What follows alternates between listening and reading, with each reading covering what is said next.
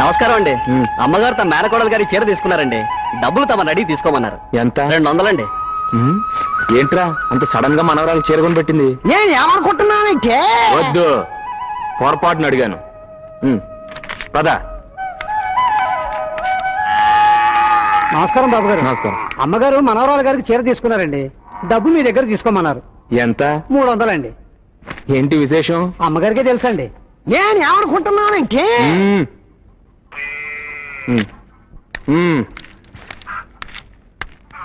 నమస్కారం అండి. నమస్కారం. అమ్మగారు వద్దు, అమ్మ మేనగోడకి చీర తీసుకుంది, డబ్బు నా దగ్గర తీసుకోమంది, అంతేగా? అంతేనండి. రేయ్, తడవకి ఎత్తి దించడం చాలా కష్టంగా ఉంది. ఇదిగో నువ్వే తీసిచ్చే. ఎంత? 500 అండి. రే అచ్చిపుచ్చి, పెళ్లి సంబంధం ఏమైనా చూసి ఉంటుందా? అన్ని చీరలు తీసుకున్నారు. నువ్వేమీ అనుకోవద్దు, అదే అయి ఉంటుంది. బాబుగారు ఏంటయ్యా ఇప్పుడే కదా డబ్బు ఇచ్చాను? అది ఇందాక అమ్మగారు తమ మేనకోడలు గారికి తీసుకున్న చీర బాపతండి. మరి ఇప్పుడు గౌరీ గారు మీ ఖాతాలో చీర తీసుకున్నారు. నా ఖాతాలో గౌరీ కంఠం ఏమిటయ్యా? రాయుడు,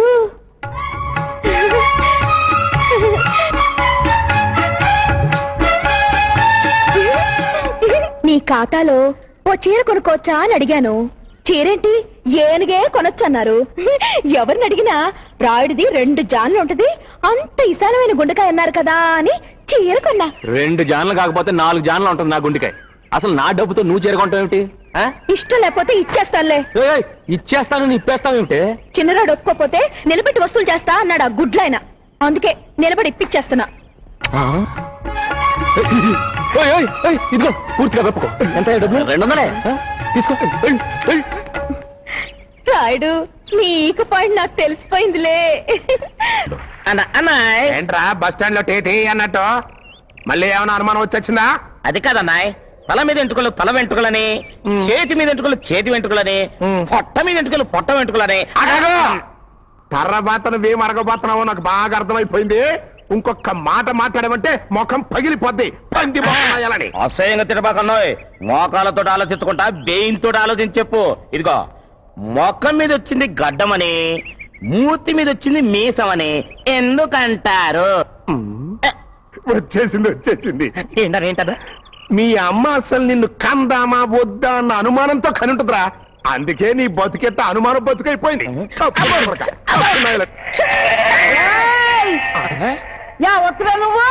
పంటశాల గొర్రెలు గారు, మీ కంటి చూపు సరిగ్గా అంటలేదా? కంటి చూపు పంటి చూపు బాగానే ఉందలేరా.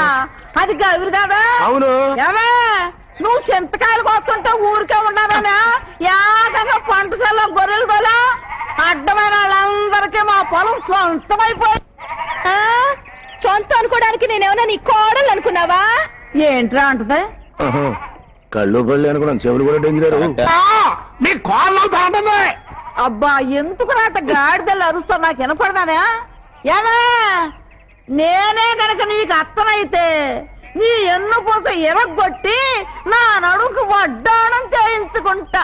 ఏ ముసల్దానా, నేనే నీ కోడలైతే నీ పళ్ళు ఒడగొట్టి నా ముక్కుకి బేసర చేయించుకుంటాను. జాగ్రత్త.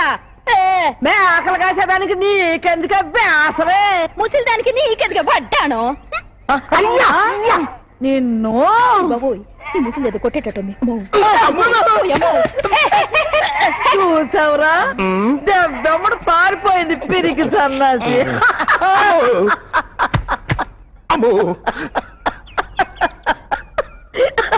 దుర్గమ్మ గారు, మీరంత పళ్ళు బయట పెట్టి నమ్మకండి.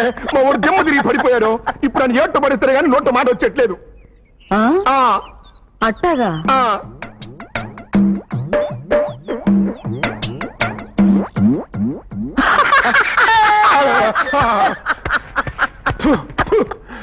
దుర్గమ్మ గారు, దయచేసి మీరట్ట పళ్ళు బయట పెట్టి నమ్మకండి. ఊళ్ళో జనాలకి దడుపు జ్వరాలు వస్తున్నాయి.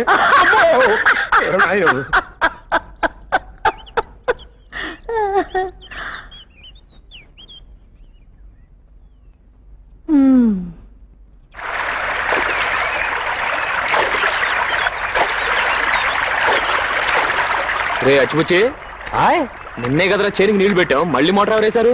తెలీదండి. నీళ్లకు అయితే పొలం పాడవదు. అటెల్ చూడు. ఎవరు?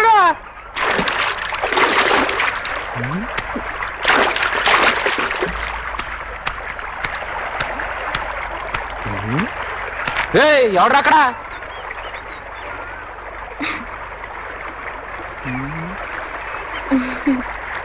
ఇదేంటి?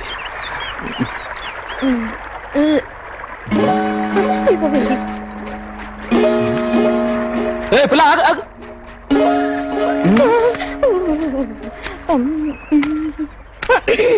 ఏంటి స్నానం చేసావా? కనపడలా? ఎవరిదా పంపు? మా చిన్నరాయుడిది. నీ చిన్నరాయుడు. ఎవరిని అడిగి స్నానం చేసావు? అట్ట అడుగుతావేంటయ్యా?